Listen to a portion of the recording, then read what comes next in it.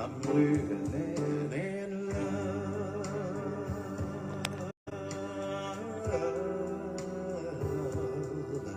and light. Yes, I am. I'm living in love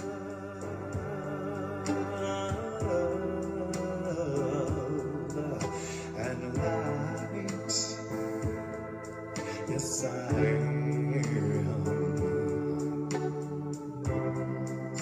I'm living in the truth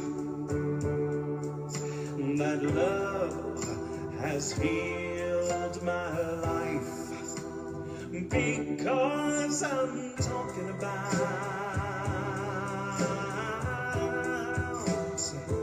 yes, I am talking about. What you talking about? I'm talking about love. Love and light.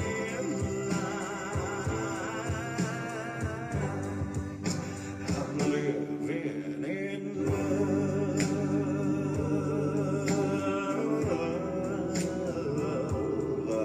and light. Yes, I am. I'm living in love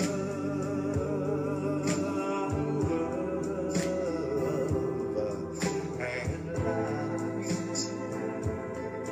Yes, I am. Well, I'm living in the truth that love has healed my life, because I'm talking about, yes, I'm talking about, I'm talking about love,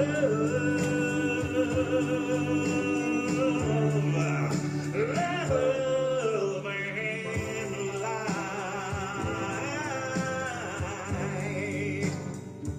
I'm just going to preach a little now. I know how it is every now and then. You just get out there in the world and you feel like you're all alone. But let me tell you something. There's nothing to fear, because you are not alone. Just look deep inside yourself. Are you breathing? I ask you, are you breathing? Okay then, God is with you. There's nothing to fear. Just step out that door and walk into the world, and you're living in the truth that love has healed your life, because I'm talking about, yes, I'm talking about, I'm talking about love.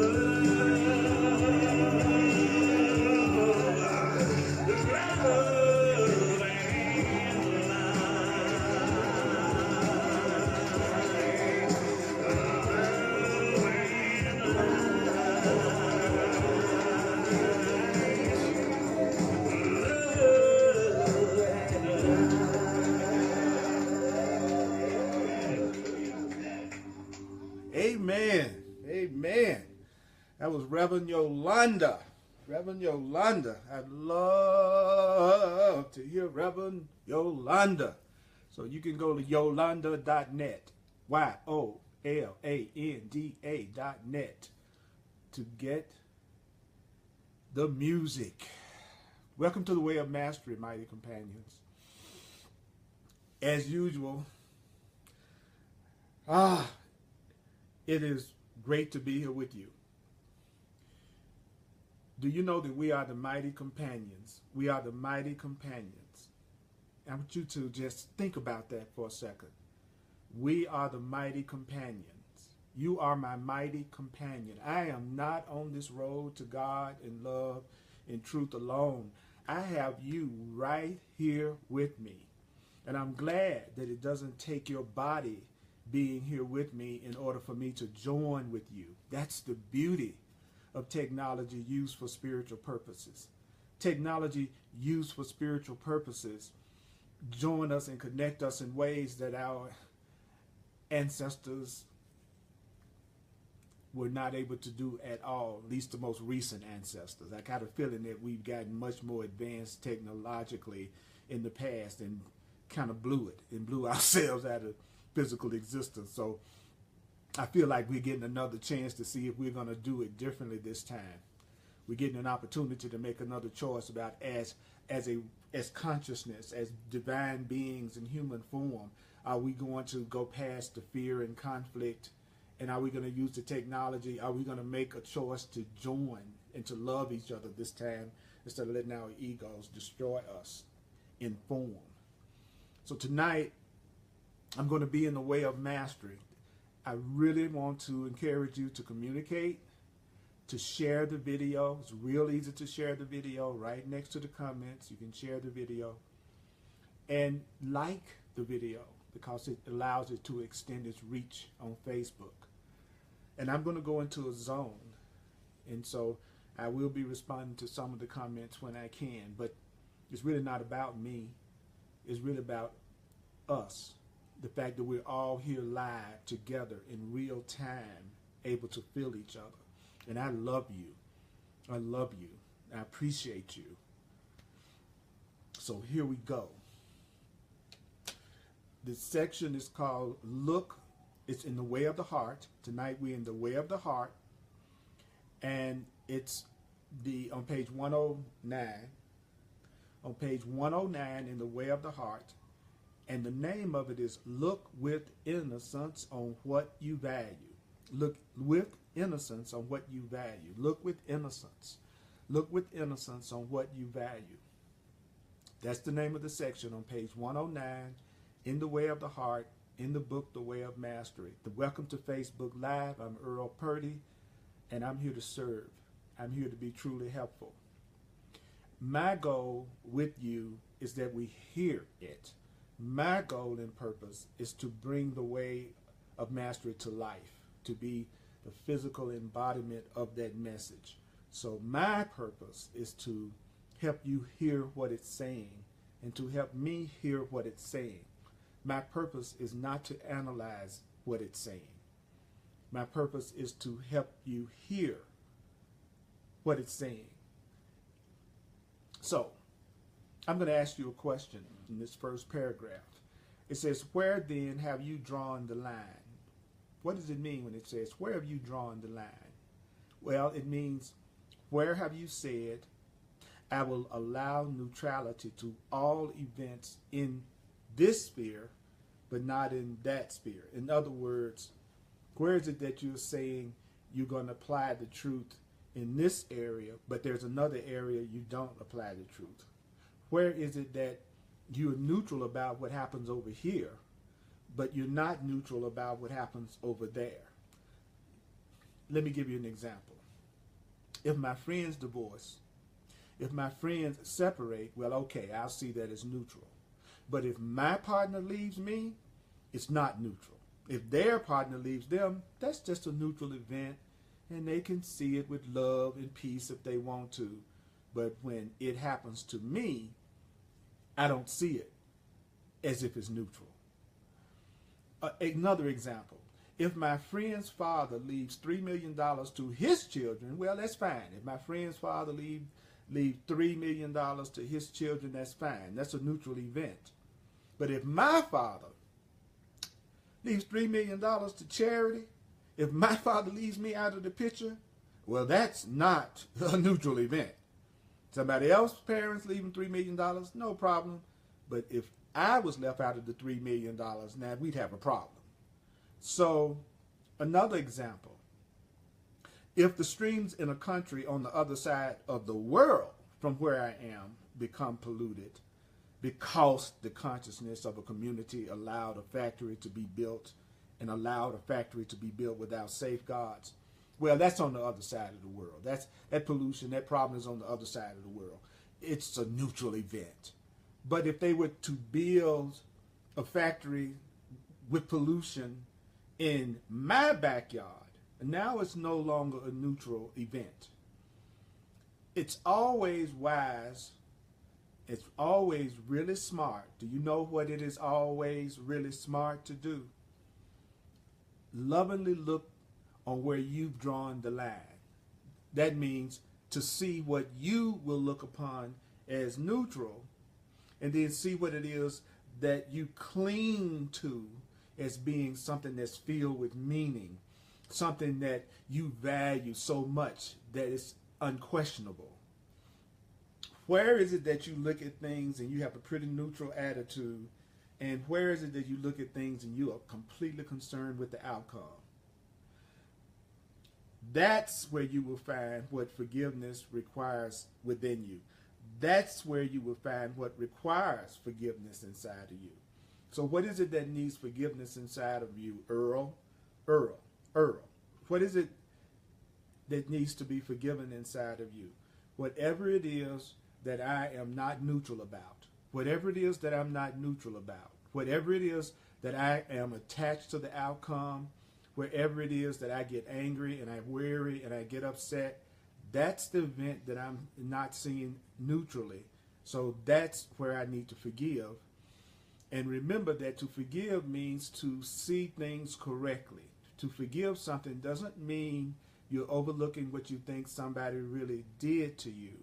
Forgiveness, according to the way of mastery and of course in miracles, is having true perception. Your perception of what's going on is correct. If you see me correctly as love, a loving being, if you see me correctly as spirit, then you have forgiven me. So to forgive means to correctly perceive, and to correctly perceive means to correctly interpret, because perception is interpretation. Whatever you're looking at is your interpretation. You're only looking at your interpretations. In every area of your life, all day long, all night long, 24 hours a day, you're only looking at your interpretations of things, the way you're interpreting things. So we have started with you. We have shared with you that mastery is a state of no fear. When you are in mastery, when you're a master, you have no fear. When you are a master, you have no fear. When you are a master, you are truly not afraid of anything. When you have become a real master, you have no fear about anything. There's nothing you're afraid of. When you place a value upon something and then become adamant that that value really exists in the event, or that value really exists in the object outside of you, you have actually secured your place in fear. So where does fear come from? The value you place on something outside of you. Fear comes from placing your values on things that are outside of you. Fear comes from placing your value on physical things. Fear comes from placing your value on physical things, including others' physical bodies. And at that point, your being fearless is as far from you as east is from the west. So what did we just hear? What did we just hear? Well, what did you and I, when I say we, I'm talking about you and me. We're in a one-on-one holy relationship. We're in a holy relationship because we're using our relationship to remember the truth. A holy relationship is a relationship that you're using to become sane and loving together in. So you and I are using this time to become sane and loving. So you are my holy relationship. You are my innocent relationship. You and I have a very intimate, innocent, sane, holy relationship. Yeah, you and me. You and me are in a relationship. And you know who I'm talking about. All of you. So then Yeshua says, look to see where you have placed a value and insisted that that value be unshakable. So where is it in your life that you have a belief that you will not question? And if someone even begins to question that belief, you get really upset. There are just certain things you just don't question. How many times, for example, in each of your days do you say, oh boy, if my dog ever died, I don't know how I would take it if my dog died. That would just be the end of me if my dog died. Or how many times a day do you say to yourself, if the banks collapsed, oh God, I wouldn't be able to take it if the banks collapsed. Oh my goodness. Let me tell you something. This is what you need to be careful of. Would you like to know what you need to be careful of? Those of you that are with me right now, send me some hearts across the screen. Those of you that are right here with me, hearing this with me right now, give me some hearts. Give me some love. Give me some love. Let me know that you're with me right now. Give me a symbolic gesture of love. Thank you. Thank you. All right. So I'm doing this for you. This is me and you. You are the ones that I am reaching out to. And I love and appreciate you. Be careful about what you decree. Oh, I got a lot of good loving coming across the screen. All right. Woo! Y'all feel so good. I can feel it. I can feel it. I want you to feel mine. Feel my love back. Feel my love back. Feel it back. We can share love. We can't share anything else but love. That's the one thing we can share that all of us can feel from each other. The rest of it is your own individual feeling that you're feeling on your own. But love, we can share. And I love you. The real me loves you. Now, the false me, the one that thinks it's guilty, separate sometimes, gets angry, that's attached, that doesn't see anything as neutral, and wants everybody to act out my script and gets upset when they don't. Now, that Raj, that joke is a call for God. So y'all just give him some love. He needs some love. But he doesn't know anything about love. He knows about specialness and trying to get. But, you know, fearful Raj, fearful Earl, he doesn't know about love. But the real me, the real you, we cool. We know how to do it. We know how to love each other right. We know how to free each other. So be careful what you decree. Look to see where you are emotionally enmeshed with the value that you placed upon anything or anyone, any relationship whatsoever. See where you are emotionally attached, whether it be a relationship with your spouse, a relationship with your body, the relationship with your cat, the relationship with your dog, the relationship with your bank account, the relationship with your government. Look at all your relationships and see where you are the most emotionally attached and where you are the most emotionally invested. What is the thing in your life that's the most special to you would be a quick way to put it. Whoever or whatever is the most special to you, that's where you can make yourself the most afraid. Whoever or whatever is the most special thing to you, that is the root of your fear.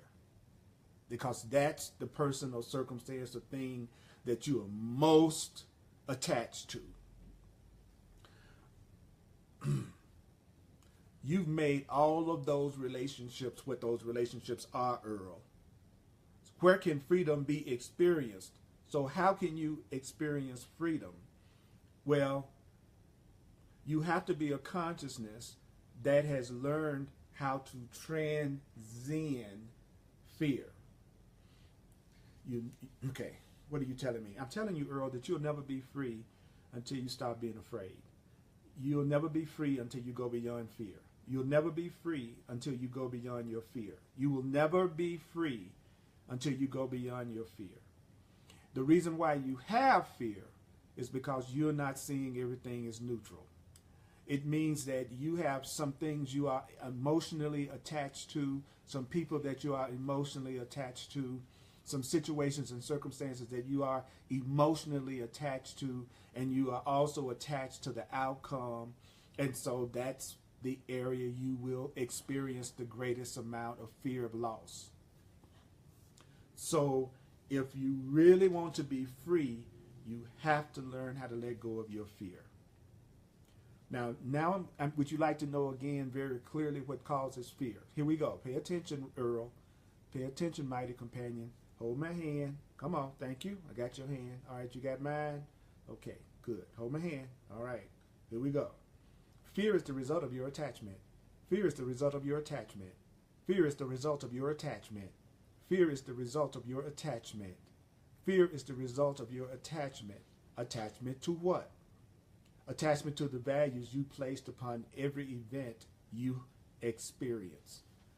Fear is the result of your attachment to the values you have placed upon the events you experience. Fear is the result of your attachment to the values you have placed upon the events you experience. Fear is the result of your attachment to the values you have placed upon the events you experience. Fear is the result of your attachment to the values you have placed upon the events you experience. The events you experience. The events you experience are made up of events, persons, places, and things. So your fear is the result of your attachment to the values that you have placed upon events, people, places, and things. What is causing your fear? Your attachment to what? The values you have placed, the meaning that you have given to people, places, and things. But actually, do you know what you are really experiencing? Would you like to know what you are really experiencing? Just events. All day long, the only thing that's happening, the only thing going on is just events. You're just experiencing events all day. That's the only thing that you're experiencing, Earl. That's the only thing that you experience in Mighty Companion. All day long, you are just experiencing events. One event after another event, after another event, after another event, after another event, after another event, after another event. All day long, listen to me carefully. The only thing that you are experiencing, Earl, is just one event after another event, after another event, events, events, events, events, all day long, events, all day long. And the fear that you are having, listen, Earl, listen, mighty companion, mighty opinion, okay. Just hold my hand, okay, you got it? Okay. It's a little sweaty, but that's all right. I love you anyway. Come on. Let me hold your hand. Okay. All day long, the only thing that's happening to you are events. You're just having events. All day long, they're just events. That's the only thing that's happening in the world all the time. The only thing that's happening are events. That's it. Your fear is coming from the values that you have placed on those events, those people, those things. Your attachment, your fear of loss, your attachment to the neutral events, that's what's causing your fear.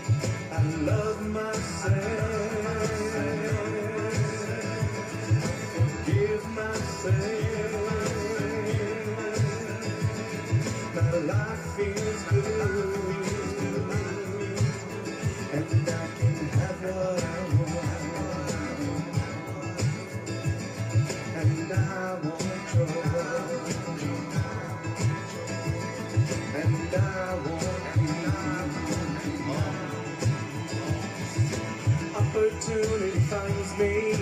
I create what I need. I'm open to suggestions. I accept success. I take responsibility. Abundance flows through me, and I prosper. I prosper. I prosper. I prosper. I prosper. Because I love myself. I forgive myself. My life feels good. And I can have what I want. And I want joy. And I want peace. I love myself. I forgive myself. My life feels good. And I can have what I want. And I want joy. And I want peace. Opportunity finds me. I create what I need. I'm open to suggestions. I accept success.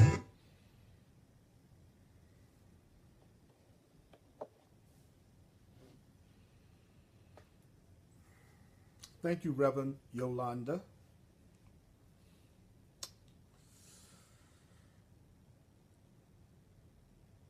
Okay, so every relationship that comes to you completely neutral.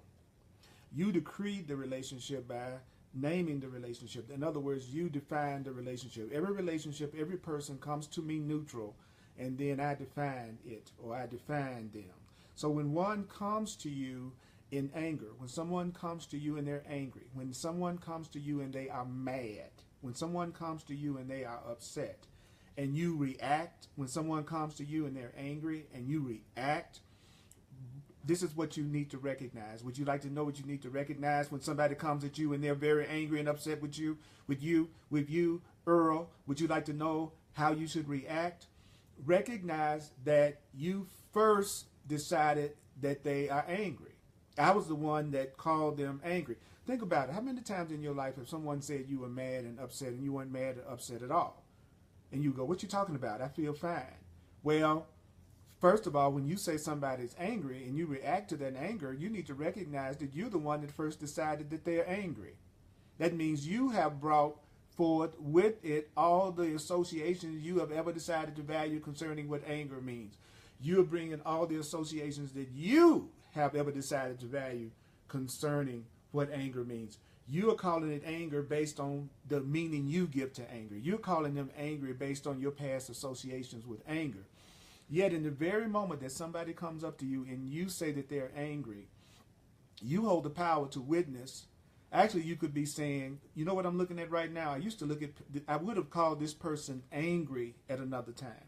But this is how I'm looking at them correctly. I'm going to say to myself, I have the power to witness this field of energy circulating through the body. So what I'm looking at is a field of energy circulating through their body that I used to call anger. But what I'm looking at is a field of energy circulating through the body and the mind and the speech of that other person. What's coming through that person? What's coming through that person is a field of circulating energy. What people are expressing through their body, mind, and speech is circulating energy. You defined it as anger or upset or whatever you defined it as, Earl, because of the meanings that you've learned in the past. But what's really happening with that person that's standing in front of you right now that you would have called upset, what's really happening right now is you're looking at a field of energy circulating through the body and mind and the speech of another. What you're looking at in front of you is a dance of energy. You used to call it upset, but what you're looking at is a dance of energy. You're looking at an energy dance. That's a mystery that's arising from some unseen source. you are seeing something that's coming from a web of relationships. When a person looks like they're upset and you used to call it upset, what are you looking at? I'm looking at a field of circulating energy. I'm looking at a mystery, and I'm looking at an energy dance. That's what's really happening when you're looking at somebody that looks like they're upset with you. First, you decided that they were angry based on what you've learned about anger in the past. What you're really looking at is a field of energy circulating through their body and their mind and their speech. What you're really looking at is a mysterious energy dance. And so you might have had a lot of mysterious energy dances today. You could look at it. You could look at that person that you used to call angry and upset. You could look upon it with curiosity. You could look upon it with wonder if you defined it differently. In other words, the person that seems like they're upset coming up to you, people who seem like they're mad about something or upset about something, you could look at it as a wonder and a curiosity. You could look at it a totally different way. This is true for everything that comes up in your life. This is true for whatever you happen to be going through right now. So let me give you an example. Even the great diseases, cancer, leukemia, whatever, AIDS, even the great diseases that seem to threaten the life of the body, you can look at that with complete neutrality. The doctor could come in and say, you know what, Earl, you got 6 months in your body to live. And I could, if I had correct perception, if I was really into the truth and wasn't attached, then I could look at that statement with complete neutrality. But if you define great diseases that threaten the body in a specific way, you will call to yourself the fear of that event. Now I'm afraid of cancer, right? Which comes with all the associations you've learned from the world and from your own experiences.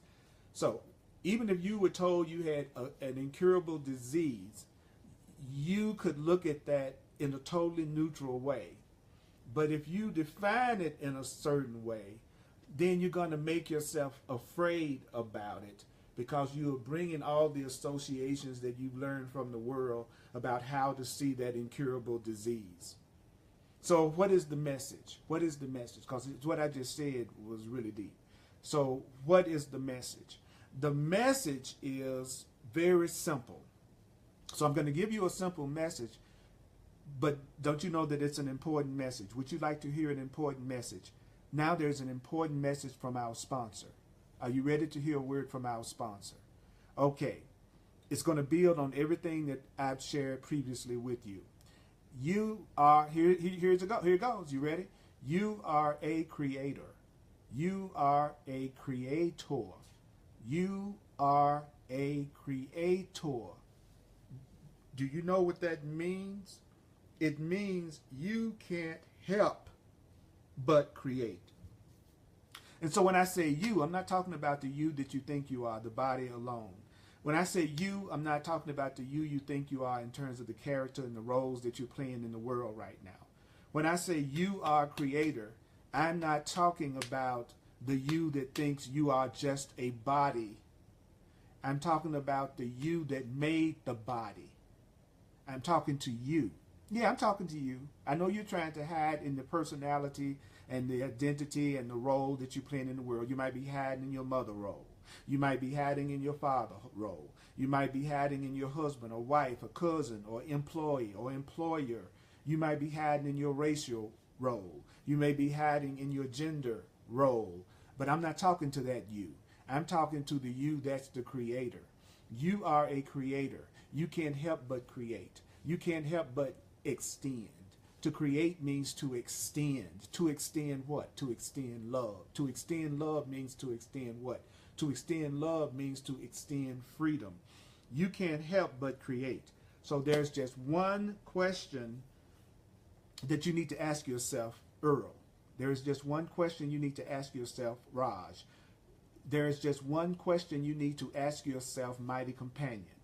Mighty companion. You know, I'm talking to you. Yeah, you. Yeah, you. It's me and you. Hold my hand again. Hold my hand. Squeeze it. Squeeze it. Yeah. I'm having a handgasm. Oh my God. It feels so good. So this is the question. This is the question. The question is, what will you create in each moment?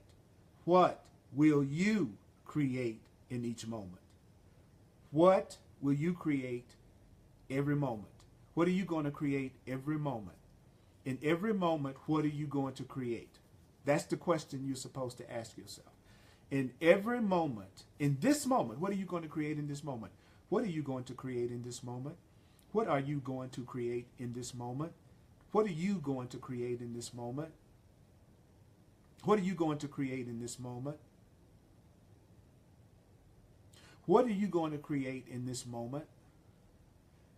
The bowler says multiple handgasms. That sounds like fun.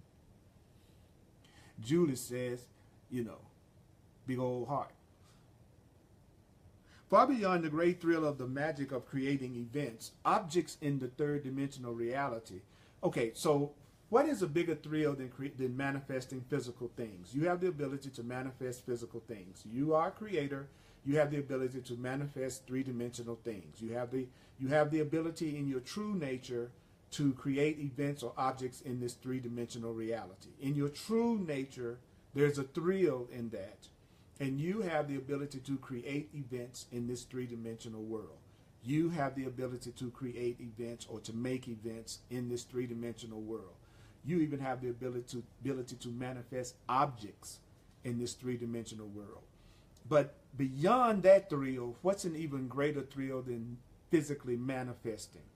What's a greater thrill than physically manifesting is creating the qualities of your life. It's the qualities. What's really thrilling is creating a quality life. That's even more of a thrill than creating events and objects. What is a quality life?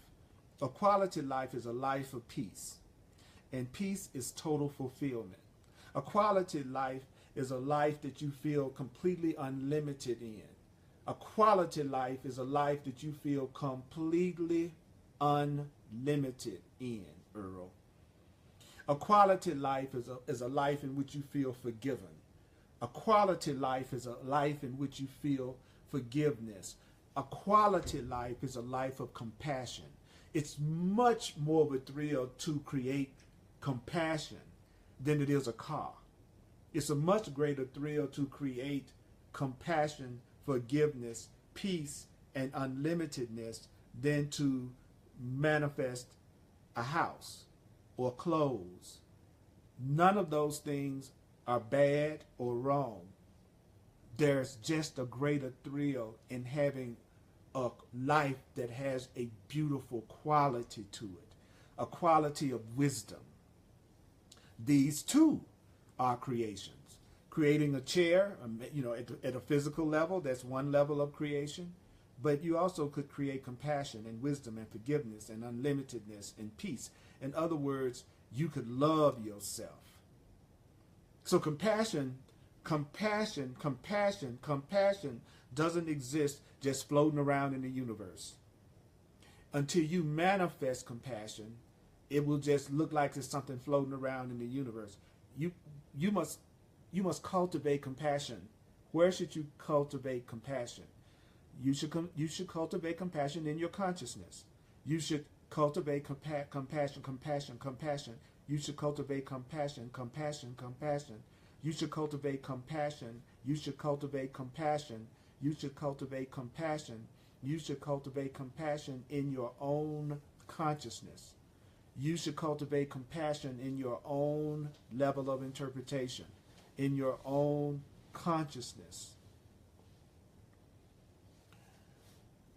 Christ consciousness, which is love consciousness, which is true self-consciousness. Christ consciousness cannot be said to truly exist for you. Do you know that you can't say you have Christ consciousness until you create it within yourself? Don't you know that you can't say you have true love consciousness until you cultivate true love consciousness in yourself? Your union with God doesn't even exist. Your union with God doesn't even exist for you until you decide to open to the lived experience of God. So There's a connection you have with God. Don't you know that there's a connection that you have with your Creator? There's a connection you have with God. But that connection that you have with God, the connection that you have with God doesn't even seem to exist for you. For many people, the connection with God doesn't even seem to exist. Many people don't even believe there is a God because the connection to God to them does not even exist. And that is because they will not experience the connection with God until they decide to have a lived experience of it rather than constantly judging it and defying the idea of a connection with God. You become a person that says, I want to live the experience of God. I am open to the lived experience of God. I have decided to be open to the lived experience of God. I have decided to be open to the lived experience of God. I have decided to be open to the lived experience of love. I have decided to live the experience of love. I am open to the lived experience of love. I am open to the lived experience of God. Much as a food you have never tasted might as well not exist for you until you journey to that country, purchase it, and place it in the body. Or in your day and age, go to the grocery store and find the gourmet international section. Nothing can be said to exist for you. Nothing can be said to exist for you. Nothing can be said to exist for you until you have tasted the lived experience of it. It doesn't exist for you until you have experienced it. Something doesn't exist for you until you have lived the experience of it. So when you hear talk about enlightenment, when you hear talk about union with God, when you hear talk about unconditional love, stop nodding your head thinking that you know what these things are. When you hear me talk about unconditional love, Raj, when you hear the truth talk about unconditional love, when you hear the truth in these books talk about union with God, stop nodding your head. Thinking that you really know what real unconditional love is, for instance. What you do is stop agreeing with something that you don't really know what it is and turn your attention inside. Turn your attention within. Because honestly, do you really live in a lived experience of complete unconditional love? Do you know your union with God so intimately that you have no fear? Because unless you have no fear, you don't know that connection. And that's how you can tell real quick, Earl, whether or not you are fooling yourself or whether or not you're telling yourself the truth. The truth is, when you're a master and you know your connection to source and you feel your connection to source, there will be no fear. You will not be worried. You will not be worried. You will not be worried. You won't have concern. You won't be full of concern. You won't have anxiety. You will have complete peace when you know and have a lived experience of your connection with God. Until then, you don't have it at a conscious level yet. And when I ask you, are you living in the experience of a fearless life? Immediately, you will know the answer. Yeah, Paris, it's good mucking news. Yeah. If the answer is no, if you were to say, I'm not living in an experience of unconditional love and fearlessness, I'll be honest with you, Earl, I'm not living in an experience that I have absolutely no fear, no concerns, and no anxieties about anything. No, I hear talk about enlightenment. I hear talk about real unconditional love, but I just get little glimpses. I admit I am getting little glimpses of wisdom and unconditional love, but I don't really know what it is because I'm not feeling it completely. How? In my lived experience. Right away, you will know that there must be something that you have valued other than enlightenment. Okay, wow, okay, all right. Whenever you are not experiencing enlightenment, whenever you're not experiencing unconditional love, it's telling us that it's because you're valuing something other than God. You're not having a lived experience of God because you're valuing something other than God. You don't have a lived experience of God that frees you from fear because there is something you're valuing other than your relationship with God. You are not experiencing enlightenment and unconditional love for one simple reason. There's something that you valued other than unconditional love. So what does that mean? There's something you're valuing other than enlightenment. There's something you're valuing other than God. There's something you're valuing other than love that remains in place in your consciousness. There's something in your consciousness that you value more than God. There's something in your consciousness that you value more than your Creator and your relationship with your Creator. If you have any kind of fear about anything, there's something you're valuing more than God. There's something you're valuing more than love. There's something you're valuing more than your Creator and your relationship and your connection to your Creator. If you are experiencing anything other than your Creator, that's because you are experiencing, Earl, what you are valuing more than your relationship with your Creator. So what do? You ask yourself, what is it? What is it that I'm valuing more than love? What is it that I'm valuing more than God? What is it that I'm valuing more than my Creator? Everything else that you see, everything else that you're experiencing, that's what you're valuing. Search it out, search it out, search it out, find it. Find what it is you're valuing other than God. Find what you're valuing other than your peace. Find what you're valuing other than your abundance. Find what you are valuing other than your innocence. Search it out. Find it. And then decide whether you want it or not. Do I really want this?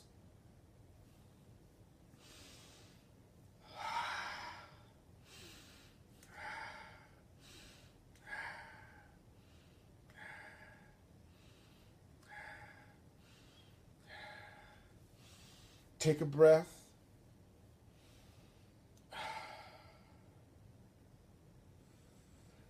We would perceive there are many in your world. There are many in your world. There are many in your world that like to walk around as if they have a state of peace with smiles on their faces. Perhaps there's some people walking around, they're carrying the Bible in their hands or some other kind of wisdom text. Maybe they got a cross or some kind of religious icon upon their body so as to create the appearance that they are really at peace.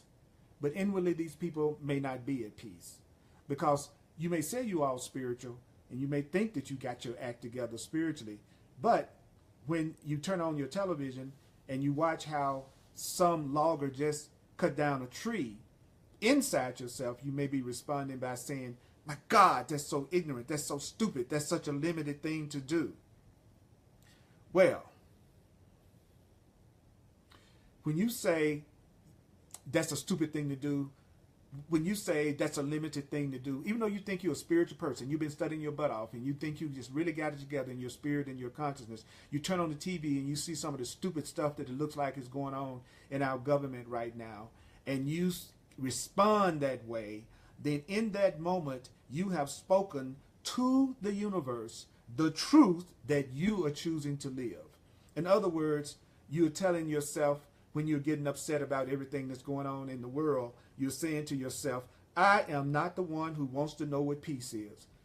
I'm upset about everything and everybody that the government and everybody else is doing right now, so I'm not the one who really wants to know what peace is. I don't really want to know what peace is. How do I know that I don't really want to know what peace is? I don't really want to know what peace is because I'm getting upset about the stuff that's going on out here. I don't see it as neutral. I'm attached to it. I'm valuing this more than I'm valuing my relationship with God. So the truth is, I'm not one who wants to know what peace is. I'm not one that's interested in forgiveness. I'm not one that's interested in wisdom. I am interested in judgment. I'm interested in the high that I feel in my body through the act of judging someone else as being less than me. Why do I like to judge? Why do I like to judge? Why do I like to judge people? Why do I like to judge people? Why do I like to judge what's going on in the world? Because it makes me high. It gets me high. I love the feeling that I have in my body when I'm judging people and talking about people and criticizing people and condemning what they do. Ooh, I love the high that I get from judging myself and putting myself down and condemning myself. I love the high that I get from judging you, how it makes me feel so much better than you, how it makes me feel superior to you. I am this spiritual person, and look how upset I'm getting about all the injustices in the world. So that makes me really, really spiritual. But the truth is, I'm just getting high. It's my drug. I like the feeling in my body that I get from the act of judging someone else as being less than me.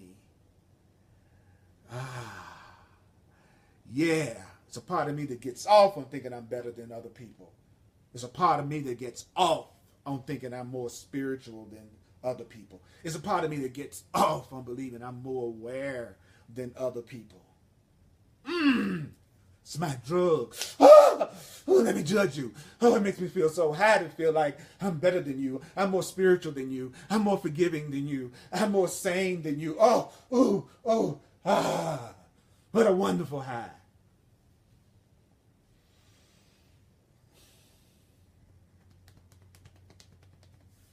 So what time is it? What time is it as I begin to wind this down? Because I'm not going to rush through this. It's too powerful to rush through.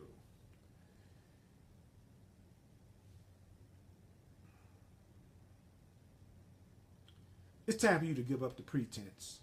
It's time for you to give up the pretense, Raj. It's time for you to give up the pretense. What kind of pretense? Well, it's time to begin viewing yourself. So what does it mean to give up the pretense? It means it's time to begin viewing yourself from the perspective of being what? An absolute ceaseless creator. Stop pretending that you are not an absolute ceaseless creator. Stop pretending that you're just a human being that's in the world that's a victim of circumstances. Stop pretending that you're just a human being in the world that's a victim of circumstances and things that are happening to you that you don't want to happen to you. There's nothing happening to you that you don't want to happen to you. There is nothing happening to you that you don't want to happen to you. Stop pretending like things are happening to you that you don't want to happen to you. Stop pretending like things that are happening to you are not things you are attracting and drawing to you. Stop pretending that you are not an absolute ceaseless creator. Begin looking at exactly what you are creating. Stop denying that you are a creator, Earl. And then step 2 would be for you to look at exactly what you're creating. So first admit that you are a creator, then look at what you're creating. Instead of pretending that you're not the creator of your experience, say I am an absolute ceaseless creator, and then take a look at what you are experiencing in each moment of your life. What are you creating? You are the creator. What are you creating? You are the creator. What are you creating? In every moment of your experience. So how should you look at what you are creating? How should you correctly look at, first you admit that you are a creator. First you admit that you are that you never stop creating, that you are, what did he call it, an absolute ceaseless creator. You are an absolute ceaseless creator. You are a non-stop creator. Okay? Do you know what you are? You are a non-stop creator. You're creating even when you think you're asleep. You're creating 24 hours a day, 7 days a week. You are creating your experience 24 hours a day, 7 days a week. You are the creator of your experience 24 hours a day, 7 days a week. So what should you do about that? Well, you look at exactly what it is you are creating in each moment. How should you look at what you are creating? That's very important. I'm telling you to look at what you're creating, but don't miss what I'm about to tell you. It's very important to be clear about how you're going to look at what you're creating. Bring the quality of childlike innocence to what you actually experience. Not what you tell everybody else you are experiencing. What do I mean by this? You don't have to figure out what I'm saying. Listen. It is time to become honest with the effects of the ripples of the rocks or the pebbles that you have dropped in the field of your awareness as a great form of play. It's time to become honest with the effects of the ripples of the rocks of the pebbles you have dropped, Earl, into the field of your awareness. You are experiencing a great form of play. This is a form of play. What you are experiencing is a form of play. It's a way of playing. You are playing. because you are a creator. A creator who understands their infinite power to create. A creator who understands that their power to create is going on ceaselessly, which means that the effects are being generated moment to moment to moment to moment that indeed will be making up your tomorrows, gladly gives up the energy of the now. So if you are really getting in touch with yourself as a ceaseless creator, then you're going to say, I'm the one that's generating all the effects that I'm experiencing from moment to moment to moment to moment. And I'm making up my tomorrows, and I'm going to stop being in the denial. I'm going to stop being in denial about the fact that I'm not a victim of the world I see. I'm going to stop being in denial about the fact that I am a ceaseless creator, that I have an infinite power to create.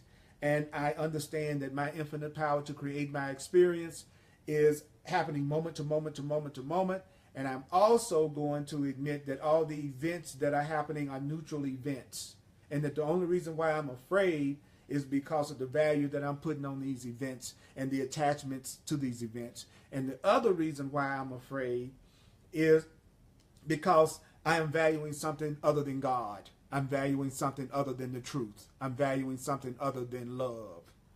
So a person that is recognizing who they really are as a created being turns to look upon every moment in their experience. So you are supposed to look upon every moment of your experience that you might discern what choice you must have made to bring about the effects you are currently experiencing. I'll say that again. Look at every moment of your experience. Look at every moment of your experience that you might do what? Discern what choices you are making that's bringing about the effects that you are experiencing. You are to discern what the choices are you are making to bring about the results you are currently experiencing in your life right now from moment to moment. As a God, as a creator, admit that you are a ceaseless creator. And then what you do is try to discern what are the choices you're making that are bringing about the effects you are experiencing. What are the choices you are making that's bringing about the experiences that you're having in your relationships? What are the choices you are making that are bringing about the effects of your financial situation? What are the choices that you are a ceaseless creator?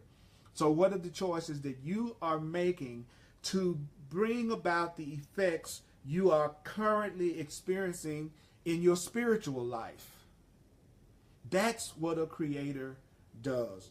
That's the question that they ask themselves. What are the beliefs? What are the beliefs I must have to be having the experience that I'm having right now? What are the beliefs that I value? What are the thoughts that I'm valuing that's giving me the experience of my life that I'm living right now? I am the creator of my experience. I am a ceaseless creator. What am I creating? Let me look at it with the wonder of a child. Let me look at it innocently and then ask myself, what are the choices that I'm making that's bringing about the effects that I'm experiencing in my body's health?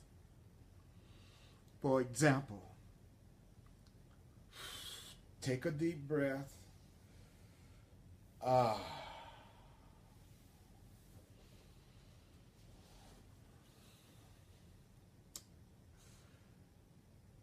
Kathy says, I'm willing. I'm willing too, Kathy. I want you to take a moment to really feel what I'm saying. I want to thank you for joining with me, and I'm going to do a completion and a review, a way for us to feel this. Share with each other one thing that you took out of tonight's sharing that really moved you, so that your other mighty companions can see what that is. Thank you. If you would like to make a financial expression of appreciation to my full-time teaching ministry, just yesterday was my 30th anniversary of teaching full-time being a messenger of God full time. And I'm more excited than ever because I teach what I need to learn. So if you'd like to share a financial expression of appreciation, go to my website, earlpurdy.com, www.earlpurdy.com. I would so very much appreciate that. Also, I'm available. I want you to take advantage of the fact that I am available to work with you personally to remove the blocks that keep you from having that lived life of love and abundance and connection to God that you know you want to experience. And I also use my knowledge of astrology and numerology as a way to communicate with Divine Mind in the sessions that we have called clarity sessions for those who are open to that. So go to my website. It explains my clarity sessions. And then get in touch with me so we can work together to clear both of our blocks. That music that you're hearing tonight, that's Reverend Yolanda. So go to www.yolanda, YOLANDA.net to get the incredible music. So take a breath. Now we're going to ask ourselves the question, what are the choices that I must have made that's giving me the effects that I'm currently experiencing? Thank you, are all welcome. Thank you for thanking me. But that's right, share with each other your takeaway so we can all see it. The source of fear is valuing something more than your relationship to God. That was mine tonight. That I'm attached and I'm valuing something other than God and the truth. That I'm not seeing things as neutral and events. There are outcomes and values that I'm attached to, and because of that, I go through the fear of losing that. And I've also been in denial about being the creator of my experience. And it's time for me to stop being in denial about the fact that I'm not a victim of my experience and that I have an infinite power to create, and that I am creating from moment to moment, not my ego, but my real self. What I think is happening, and the only thing that's really happening is events. And the other big breakthrough takeaway was the idea that I really enjoy judging. I love judging. I love seeing myself as superior to other people. There's a part of me that loves to think I am the spiritual, enlightened, loving one, and everyone else is the one that's the problem. They're less spiritual than I am. So I really love taking a look at that one. So what are you valuing other than enlightenment? Take a breath with me. I take responsibility. Abundance flows through me, and I prosper. You prosper. We prosper. I prosper because I love myself. I forgive myself, and my life feels good. And I can have what I want, and I want joy. Do you want joy? I want joy. And I want peace. I want peace. Do you want And peace? I can have what I want. And I can have what I want.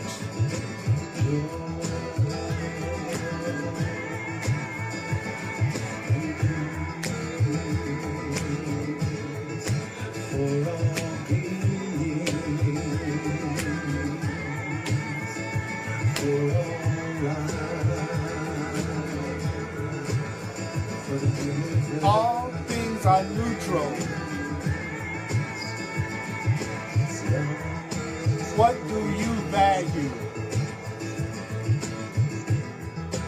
You are a ceaseless creator. Look at what you are creating. Look at what you are creating. And ask yourself, why? Why am I creating this? Mighty companions, thank you for being with me in the way of mastery.